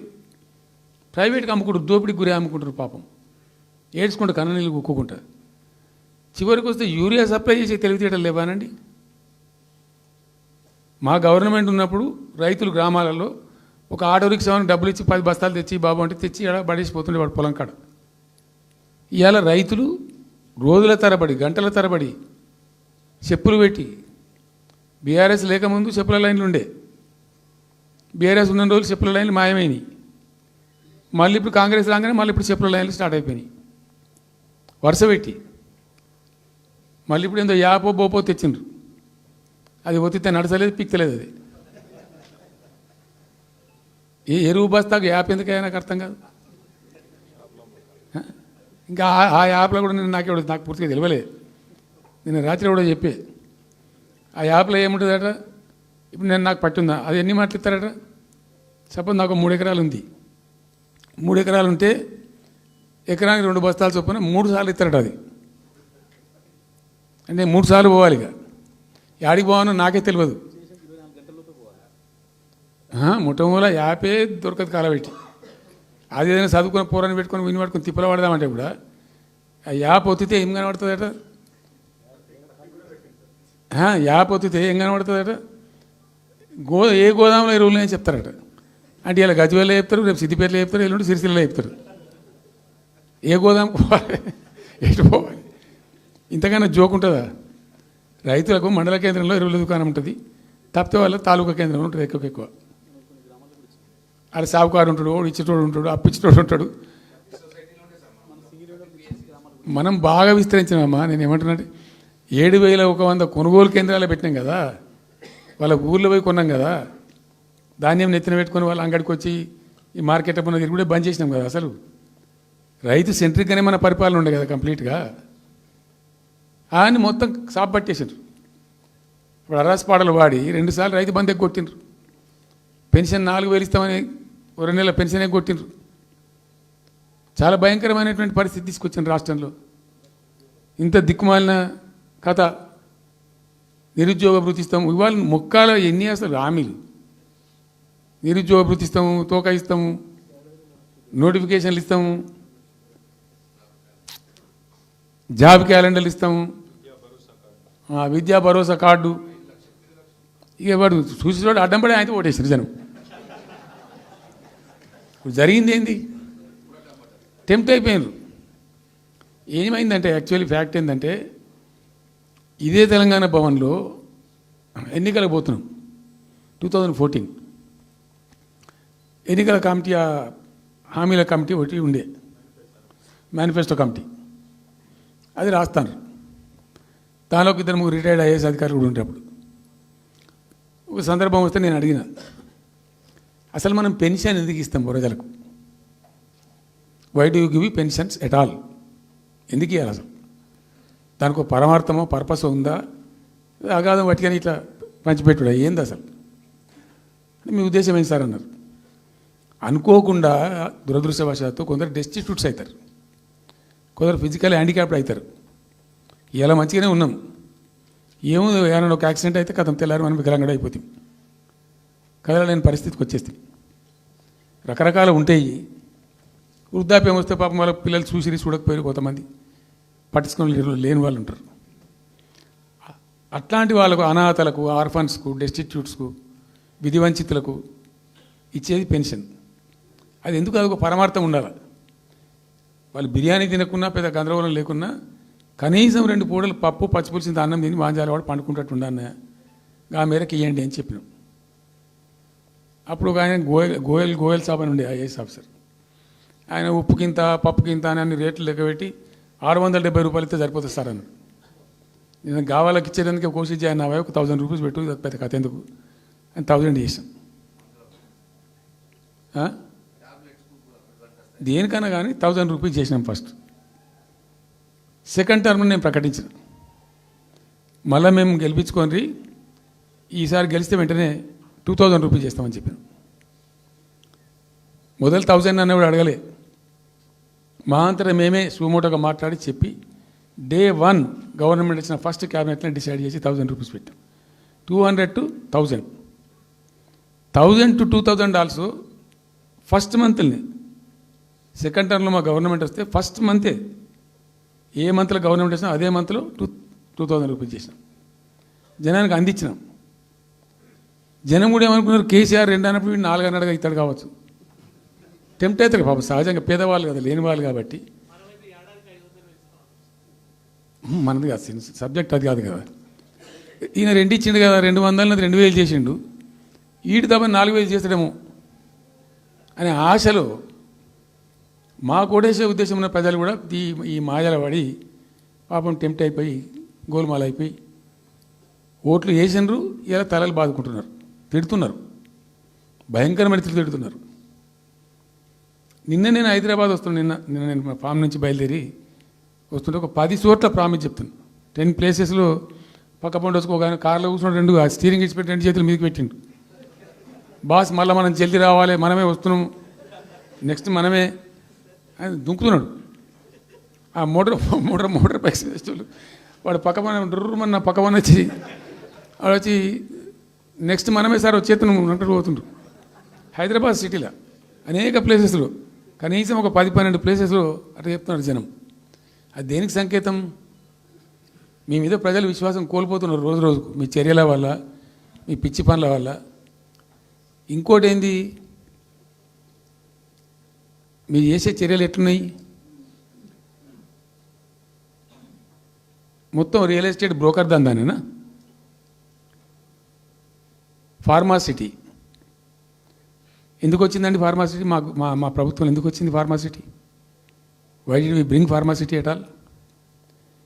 అనుకోకుండా కొన్ని ప్రాంతాలకు, కొన్ని రాష్ట్రాలకు కొన్ని సందర్భాలు కలిసి వస్తాయి.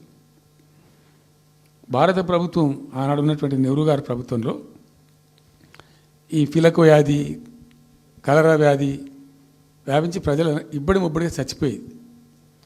ఎట్లా అంటే దీనికి ప్రాపర్ మెడికేర్ లేదు, ఎక్కడికక్కడ లోకలైజ్డ్ ప్రొడక్షన్స్ ఉండాలని చెప్పి ఐడిపిఎల్స్ అని పెట్టిండ్రు, కొన్ని కీలక రాష్ట్రాలలో పెట్టిండ్రు. అందులో మన అదృష్టంకు ఆ టైంలో హైదరాబాద్ కూడా ఐడిపిఎల్ వచ్చింది. ఐడిపిఎల్ యొక్క పుణ్యమా అని దాంట్లో నుంచి కొంతమంది నేర్చుకొని బయటకు వచ్చి, డాక్టర్ అంజిరెడ్డి కూడా ఐడిపిఎల్ ఎంప్లాయ్, బయటకు వచ్చి వాళ్ళు స్వయంగా పెట్టి చాలా విస్తరించారు. చాలా అంటే చాలా విస్తరించారు. ఆయన దగ్గర అంజిరెడ్డి దగ్గర పనిచేసిన కూడా బయటకు వచ్చి వాళ్ళు పెట్టుకొని వాళ్ళు విస్తరించారు. ఇట్లా ఏమైపోయింది? Hyderabad has become a medical hub, pharma hub. ఒక ఆయన వచ్చి నాకు డబ్బులు బాగున్నాయి కాబట్టి నేను 10,000 కోట్లు పెట్టి పరిశ్రమ పెడతాను, నడవది, ఎడబడతా అంటే పెడతా అంటే దానికి ఎక్కువ కావాలి. అంటే ఆ ఎంప్లాయీస్, ఆ టెక్నీషియన్స్, ఆ కథ కార్ఖానా ఎక్కడైతే ఉంటుందో అక్కడ సక్సెస్ అవుతుంది. అట్లా ఏమైంది? ఫార్మా యొక్క ఎక్కువ బిల్డ్ అయింది హైదరాబాద్లో. ఫార్మా యొక్క ఎక్కువ బిల్డ్ అయిన ద్వారా చాలా ఇబ్బడి ముగ్గడిగా కంపెనీలు వచ్చినాయి ఇక్కడ. అసలు 1/3 వరల్డ్కు మన జినోమ్ వ్యాలీ నుంచే వ్యాక్సిన్ సప్లై అవుతుంది. ఇలా 1/3 of the world Hyderabad genome valley నుంచే వ్యాక్సిన్ సప్లై అవుతుంది. అట్లా ఎప్పుడో ఉన్న బయాలజికల్ ఈవెంట్స్ ఆ రాజుగారు స్థాపించారు ఆ కాలం 104 సంవత్సరాల క్రితం నిజాం పీరియడ్లో. అట్లాంటి కంపెనీలు వస్తూ వస్తూ వస్తూ వస్తూ వస్తూ Hyderabad has become a best destination for pharma. అయితే ఏమవుతుంది? ఆ రసాయనిక వ్యర్థాలు ఏవైతే ఉంటాయో అవి కొద్ది కారకాలు ఉంటాయి, ఇబ్బందులు కలిగిస్తాయి. మన హుస్సేన్ సాగరే కాలుష్యమయమైపోయి గబ్బు వాసన వచ్చే పరిస్థితి ఉండేది, మనం అందరం కూడా చూసినాం. సో సో దీని నుంచి ఈ హైదరాబాద్ బయటపడాలి. ఫార్మా వదులుకుందామా వదులుకోవద్దు. మరి ఏం చేయాలా? ఒక 4 టీములు తింపినండి నేను ప్రపంచవ్యాప్తంగా. ఐఏఎస్ అధికారుల బృందాలు. శాంతికుమార్ గారు అని చెప్పి ఆమె చీఫ్ సెక్రటరీ కూడా రిటైర్ అయింది. ఆమె అప్పుడు హెల్త్ సెక్రటరీగా ఉండే కొంతకాలం. ఆమె నాయకత్వంలో పంపించాం, చాలా దేశాలకు పంపినాం. మరి తిరిగి రండి. ఇప్పుడు ఏమైంది? మందులు లేని ప్రపంచాన్ని ఊహించలేం. మందులు కావాల్సిందే. మందులు తయారు చేసే సందర్భంలో తప్పకుండా కొంత వేస్టేజ్ ఉంటుంది. ఆ వేస్టేజ్ని ఎట్లా మేనేజ్ చేయాలి అని తెలివి కావాలి. సింపుల్ ఎగ్జాంపుల్ చెప్పండి, మన ఇంట్లో కిచెన్లో కూడా డైలీ వేస్ట్ ఉంటుంది, కానీ చాలా నీట్గా పెట్టుకుంటాం మనం దాన్ని. ఆ వేస్ట్ని డిస్పోజ్ చేస్తాం, కిచెన్లోనే ఉంచితే చచ్చిపోతాం కాబట్టి ఆ భయానికి క్లీన్ పెట్టుకుంటాం, మన ఓన్ కిచెన్ కాబట్టి. ఎగ్జాక్ట్లీ ఎట్లయితే కిచెన్ క్లీన్ పెడతారో వాటిని కూడా క్లీన్ పెట్టాలి. అయితే ఒక ఫార్మా కంపెనీ ముందు నుంచి మనం పోతున్నాం అనుకోండి, మన దగ్గర అయితే వాసన వస్తుంది, మనకు తెలుస్తుంది ఇదేదో మెడిసిన్ తయారు చేసే కంపెనీ అని. వేరే దేశాలలో అట్లా లేదు. యూరోప్లో లేదు, యూఎస్లో లేదు, చాలా దేశాల్లో లేదు, చైనాలో లేదు. అసలు గొట్టం నుంచి పొగరాదు. సో మనం గా మాత్రం టెక్నాలజీ మనం పెట్టుకోలేమా, పెద్ద ఇష్యూ అని చెప్పి ఐఏఎస్ అధికారుల బృందాలను తింపిన నేను అనేక దేశాలకు పంపించి హైదరాబాద్లో ఫార్మా ఉంది కాబట్టి హైదరాబాద్ యొక్క లార్జర్ ఇంట్రెస్ట్లో ఫ్యూచర్ దృష్ట్యా ఫార్మాను కాపాడుకోవాలి, ఆ ఎక్కువ పోనీయద్దు, ప్లస్ ఈ కాలుష్య భారం నుంచి ప్రజలను రక్షించుకోవాలి.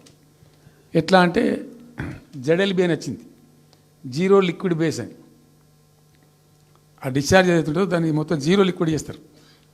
ఇంకా కాలుష్యం కాదు, ఏం చెడిపోదు, వాళ్ళకి ఇబ్బంది ఉండదు. అది ఇంటర్నేషనల్ లెవెల్లో సక్సెస్ఫుల్గా ఉంది, సక్సెస్ఫుల్గా జరుగుతుంది. ఇప్పుడు అమెరికాలో ఉన్నాయి చాలా కంపెనీలు, యూరోప్లో ఉన్నాయి, ఇంకా చాలా చోట్ల ఉన్నాయి. అవసరం, ప్రతి దేశానికి అవసరమే. అయితే మనం ఆ సిస్టమ్ పెట్టుకోవచ్చు కదా అని చెప్పి ఒక ఫార్మా యూనివర్సిటీ కూడా పెడదాం దానిలో అని చెప్పి ఫార్మా ఇండస్ట్రీ తెచ్చినాం. 2 హెలికాప్టర్లు తీసుకొని ఆ ఫార్మా బిజినెస్ మెన్ అయితే ఉంటారో వాళ్ళని నేనే స్వయంగా వెంట పెట్టుకుని పోయి ఆ ముచ్చర్ల కాడ పోయి తీసుకుపోయి చూపించి ఈ ప్లేస్ బాగుంటుంది కదా అంటే బాగుంటుందని చెప్తే దాన్ని ఫైనల్ చేసి చాలా కష్టపడి 5-6 సంవత్సరాలు పర్సూ చేసి రైతాంగంతో ఘర్షణ పడకుండా ఒక 20,000 ఎకరాలు పెట్టుకొని చేస్తే 14,000 ఎకరాల పైచీలకు 14,000 నెట్ వచ్చింది ప్రభుత్వానికి. 14,000 acres already acquired by government. చాలా ఎంఓయూలు జరిగినాయి, అన్నీ జరిగినాయి. మన లోకల్ వాళ్ళు రెడీ ఉండి. అయితే పర్టికులర్లీ జీడిమెట్ల, చెర్లపల్లి వీళ్ళు ఏమన్నారంటే, సార్ మాకు ఆల్టర్నేటివ్ స్థలం మంచిగా ఇస్తే మేము అక్కడికి వెళ్ళిపోతాం, ఈ బాధ మాకెందుకు, ప్రజలతో కూడా ఈ బదనాం ఎందుకు, ఆడ పెట్టుకుంటాం. పెట్టి కామన్ అఫ్లియంట్ ప్లాంట్స్ పెట్టి ఒక ఐఏఎస్ అధికారిని పెట్టి దాన్ని ప్రభుత్వ నిఘాలోనే ఈ రసాయనాలు వ్యర్థాలను ఇష్టం వచ్చినట్టు ఎటుపడితే పంపకుండా ఆ నియంత్రణలో జరగాలని చెప్పి పెట్టుకున్నది ఫార్మాసిటీ. దానికి ఎన్వైరాన్మెంటల్ క్లియరెన్స్ కూడా వచ్చింది. కేంద్ర ప్రభుత్వాన్ని ఒప్పించి ఎన్వైరాన్మెంటల్ క్లియరెన్స్ తెచ్చినాం. హైదరాబాద్ మొత్తం ఫార్మాను ఒకటే దగ్గర తీసుకుపోయి పెట్టాలి, అక్కడ ఫార్మా సిటీ కట్టాలి, అక్కడ పనిచేసే ఎంప్లాయీస్ కూడా పొద్దాకి ఇటు అటు తిరిగేటువంటి అవసరం లేకుండా మంచిగా బ్రహ్మాండమైన సిటీ రావాలి, వచ్చే సిటీకి కావాల్సినటువంటి ఆల్ ఇన్ఫ్రాస్ట్రక్చర్ రావాలి అని చైనాలో నేను చైనా పోయినప్పుడు చూసినట్టు అది 70,000 ఎకరాలు వాళ్ళది, చాలా హ్యూజ్ ఫ్యాక్ట్. మనకి ఒక 20,000 ఎకర్స్ అయితే మస్తు అవుతుందని చెప్పి మేము తీసుకొని చేసినాం. మెడికల్ కాలేజ్ కూడా మంజూరు చేసినాం ఆ పక్కనే, వీటన్నిటి దృష్ట్యా పెట్టుకొని. అంటే మేము ఒక పద్ధతి పెట్టుకొని దాన్ని ఒక సిస్టమేటిక్గా చేసినాం. చేస్తే ఇప్పుడు దాన్ని ఏందండి దందా, ఏదైనా చేసి దాన్ని నమ్మకదొబ్బన్నా. ఏం జరుగుతుంది రాష్ట్రంలో? ఫ్యూచర్ సిటీ, తొక్క సిటీ, ఎవరికి కావాలి నీ ఫ్యూచర్ సిటీ? నాకు అర్థం కాదు. నువ్వు పెంచినావు హైదరాబాద్ను, ఎవరు చేసిన హైదరాబాద్ సిటీ? ఇంత వైబ్రాంట్ సిటీ ఎక్కడికి వచ్చింది? 400 సంవత్సరాల చరిత్రతోని దీనికంతా ఒకటి బ్రోది జరిగి ఆటోమేటిక్గా పెద్ద సిటీ అయింది. అట్లా అన్నీ కావు, అందరికి కావు. ఎన్ని రాష్ట్రాలకు ఉన్నాయండి? బెంగాల్ కలకత్తా ఉంది, మహారాష్ట్రకి ముంబై ఉంది, మనకు హైదరాబాద్ ఉంది, కర్ణాటకకు బెంగళూరు ఉంది, తమిళనాడుకు మద్రాసు ఉంది, ఢిల్లీ కోర్స్ ఢిల్లీ. వేరే రాష్ట్రాలకు లేవు కదా, 28 రాష్ట్రాలకు ఉండయి. సో ఇంత మహానగరం నిర్మితమైంది. ఈ నగరం యొక్క భవిష్యత్తును దృష్టిలో పెట్టుకొని పెట్టిందే ఫార్మాసిటీ. ఈ సిటీ మొత్తం గబ్బులు వేసిపోవాలి ఇక్కడ దాంతో, నువ్వు తీసుకుపోయాలి ఫ్యూచర్ సిటీ, తోక సిటీ. ఏందన్నట్టు ఇది? అన్ని దిక్కుమాలిన పాలసీలు, రియల్ ఎస్టేట్ బ్రోకర్ దందా తప్పితే ఇంకోటి లేదు. అన్నీ అవే కనబడతాయి మనకు. మీరు పరిశీలనగా చూస్తే, పూర్తిగా చూస్తే అసలు చాలా గందరగోళం. గురుకుల పాఠశాల విద్యార్థులు చచ్చిపోతారండి. ఇప్పటికి 120 మంది విద్యార్థులు చచ్చిపోయారు. గంత నియంత్రణ లేదా? గంత తెలివి లేదా? ఒక గట్టి అధికారిని పెట్టి గట్టి చర్య తీసుకోరాదా? ఏందో చేస్తాము, నీ ఫ్యూచర్ సిటీతో ఒక సిటీ ఈ పోరగాళ్ళని చేస్తారు. తర్వాత ఫార్మా సిటీలో ఆ ల్యాండ్ అక్వైర్ చేసినప్పుడు కండిషన్ ఏంటంటే ఓన్లీ ఫార్మా సిటీకి మాత్రమే వాడతాము. Conditional land acquisition. హైకోర్టులో కేసు ఉంది. హైకోర్టులో పోయి ఈ ప్రభుత్వం ఏం చెప్తుంది? లేదు ఫార్మా సిటీ ఉంటుంది. మళ్ళీ ఆడ 3,000 ఎకరాల్లో వాడేవాడు అంబానా, సల్మాన్ ఖాన్ ఎవడో వంతారను బొంతారను పెడతారు. ఈ జూ పార్క్ కొంచెం ఆడబెడతారట. ఎందుకు? జూ పార్క్ అమ్మకతో పెట్టానుక. ఏం జరుగుతుంది ఈ రాష్ట్రంలో అసలు? మేము ఇటువంటి చిల్లర పనులు చేయలేదే మేము ఉన్నప్పుడు. ఇంత దుర్మార్గమైన కార్యక్రమాలు చేయలేదే. ఇది ఎక్కడ దిక్కుమాలిన దందా? ఏం జరుగుతుంది అసలు? ఏం చేయదలుచుకున్నారు ఈ రాష్ట్రాన్ని? ఇదేం పోతున్నా. సో ఇట్లా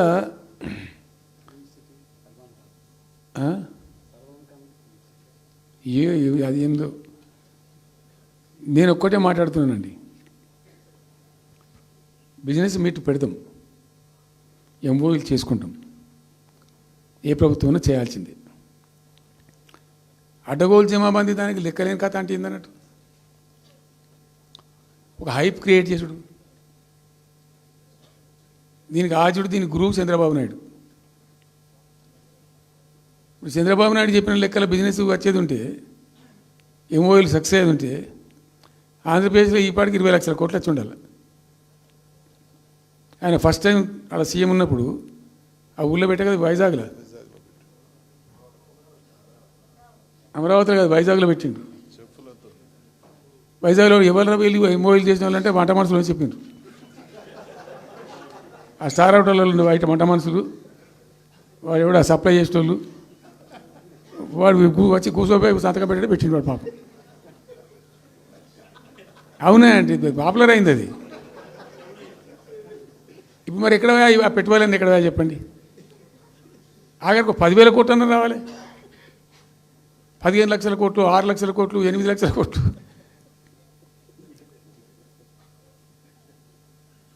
అయితే అప్పుడు తమాషా జరిగింది.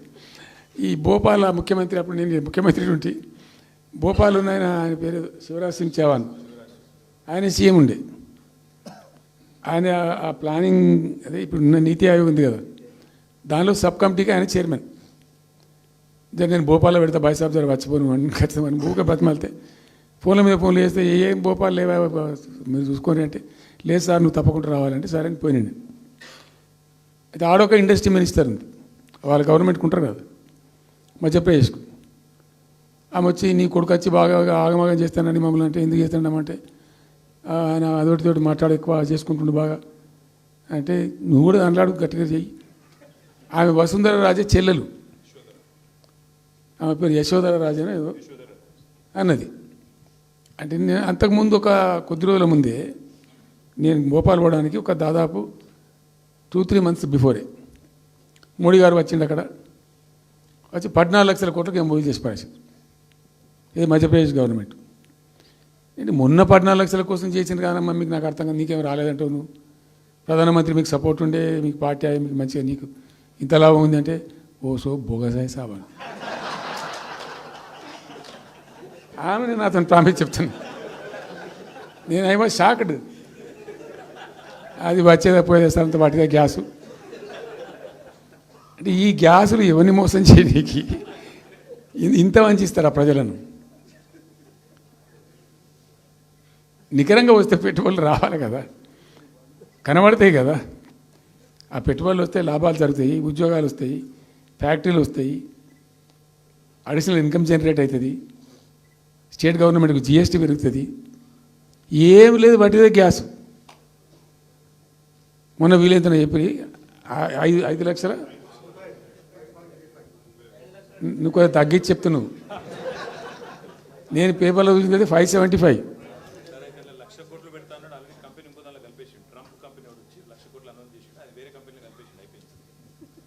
ఇట్లా ఇది ఏమి ట్రంప్ ఓడి గింపి ఇదంతా ఏం పంచాయతీ? ఇట్లా ఇట్లా ఈ ఈ మోసాలు చేసి ప్రజలను ఎంతకాలం పంచిస్తారు? రియల్గా కాంక్రీట్ టర్మ్స్లో రియల్గా రావాలి, కృషి చేస్తే నిజంగా తండ్రాడాలి.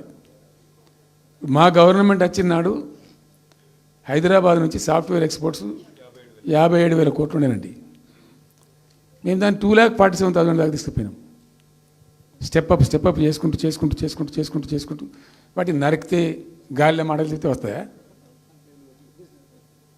మేము బిజినెస్ మీట్లు పెట్టలే, కాంక్లేవులు పెట్టలే, ఏం లేదు, పరదాలు కట్టలే. బెస్ట్ పాలసీ చేస్తే ఆటోమేటిక్గా అట్రాక్ట్ అయి వస్తారు. నేను చెప్పిన అప్పుడు ఒక ఆయన ఉండే, పాప ఆయన చీఫ్ సెక్రటరీ కూడా రిటైర్ అయ్యిండు, ఆయన పేరే ఉండే మాధవరావు అల్లుడు ప్రదీప్ చంద్రకు చెప్తే ఆయన పాలసీ తయారు చేయమని చెప్తే తెప్పించిండు. పాపం చాలా దేశాలకు తెప్పించిండు. ఒక 50 సార్లు రిజెక్ట్ చేసిండు. ఇట్లా కాదు, నాకు కాంక్రీట్ కావాలి, ఇంకా మంచి కావాలని చెప్పి చాలా కష్టపడి చేసిండు. I must appreciate him. The best policy was brought in. తెచ్చిన తర్వాత కూడా ఎట్లుంటుందంటే, ఒక కంపెనీ వాడు వచ్చిండు, ఫాక్స్కానా ఆ మహారాష్ట్రలో కొట్టుకుపోయింది. ఫాక్స్కాన్ అనే కంపెనీ చాలా పెద్ద కంపెనీ వాస్తవానికి. ఇదేవి తయారు చేస్తారు, ఈ సెల్ ఫోన్లు ఇవన్నీ ఎలక్ట్రానిక్స్లో ఉన్నాడు. చాలామంది ఉమెన్కి ఎంప్లాయ్మెంట్ దొరుకుతుంది దాంట్లో, 1000 మందికి. సరే వస్తే మనకు కూడా లాభం జరుగుతుంది. మన ఎంబడి మస్తు దానిలో అన్నాం. ఆల్మోస్ట్ వచ్చిండు, 90% వచ్చిండు. మీ పాలసీ బాగుందని అప్రిషియేట్ చేసి అన్ని చేసిండు. యాళ్ళకు వస్తే మహారాష్ట్ర ప్రభుత్వం 3,000 కోట్ల రూపాయలు వానికి నగదు ఇన్సెంటివ్ ఇస్తాను, వాడు కొట్టుకుపోయాడు. 3,000 crores ఎదురిస్తేనే నీకు డబ్బులని తీసుకుపోయాడు. అప్పుడు మనకు అంత కెపాసిటీ లేకుంటే సరే రియల్ ట్రై చేస్తే, కాంపిటీషన్ ఉన్నప్పుడు ట్రై చేస్తే కొన్ని సందర్భాలు జరుగుతాయి, కొన్ని జరిగాయి. ఉన్నట్టు తెలుసు, కట్టండి కదా, నడుస్తుంది కదా, ఫ్యాక్టరీ స్టార్ట్ కూడా అయింది కదా ఆల్రెడీ. సో అట్లా రియల్ ఎఫర్ట్ చేస్తే కొంత జరిగేటువంటి ఆస్కారాలు ఉంటాయి. ఇప్పుడు వెల్స్పన్ కానీ, వరంగల్లో వస్తున్నటువంటి మెగా టెక్స్టైల్ పార్క్లో కైటెక్స్ కానీ, చాలా వాళ్ళు ఎంబడివాడి తనలాడి తిప్పలవాడి అది చేసి పట్టుకొస్తే ఓటి సమకూరుకుంటూ పోతుంటుంది. కానీ వట్టి హైప్ క్రియేట్ చేసి మందిని మోసం చేసి ఎన్ని రోజులు ఇస్తుంది? ఆత్మవంచన, ప్రజావంచన. ఏమైనా వస్తుందిరా బాబు అంటే ఏమి రాదు.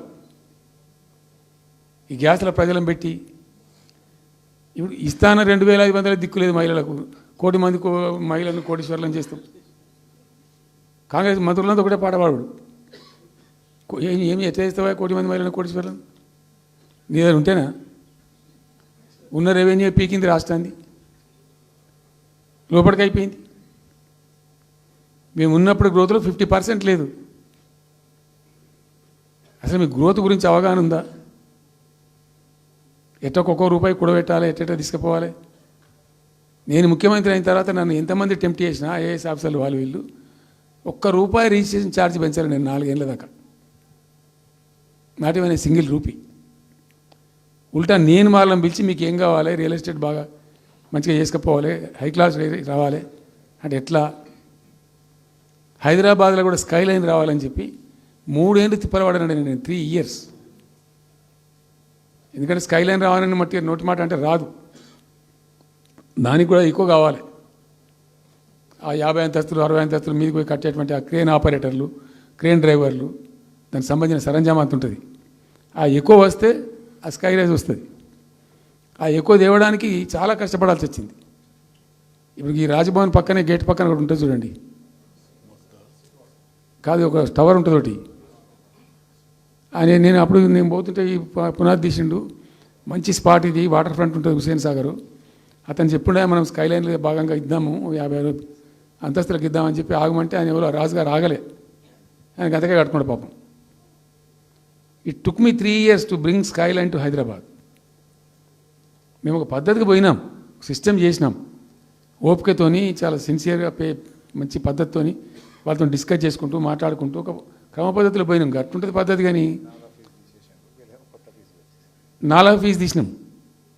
10% ఏదో ఫీజు ఉండే, తర్వాత ఆర్డీఓ ఆఫీస్కి పోవాలి సార్, ఈ ఫీజు ఏమో కానీ ఆ ఫీజు ఎక్కువ అవుతుందని వాళ్ళు చెప్పారు. అది తీసేవతల పడేసినాం. అది తీసేసినాం. ఆర్డీఓ దగ్గర పోయే అవసరం లేకుండా కూడా చేసినాం. ఇప్పుడు అదొక ఫీజు. ఆ ఫీజుతో ఏమైంది, ఆయనతో పీకింది. హైదరాబాద్ రియల్ ఎస్టేట్ గంగలు కలిసింది. మేమేమో ఆనాడు నిజంగా చెప్తున్నా, చాలా సంతోషంగా చెప్తున్నాను నేను, భూముల ధరలు పెంచినాం తెలంగాణలో. ప్రజా ఆస్తులు పెంచినాం, ప్రజా ఆస్తుల యొక్క విలువ పెంచినాం.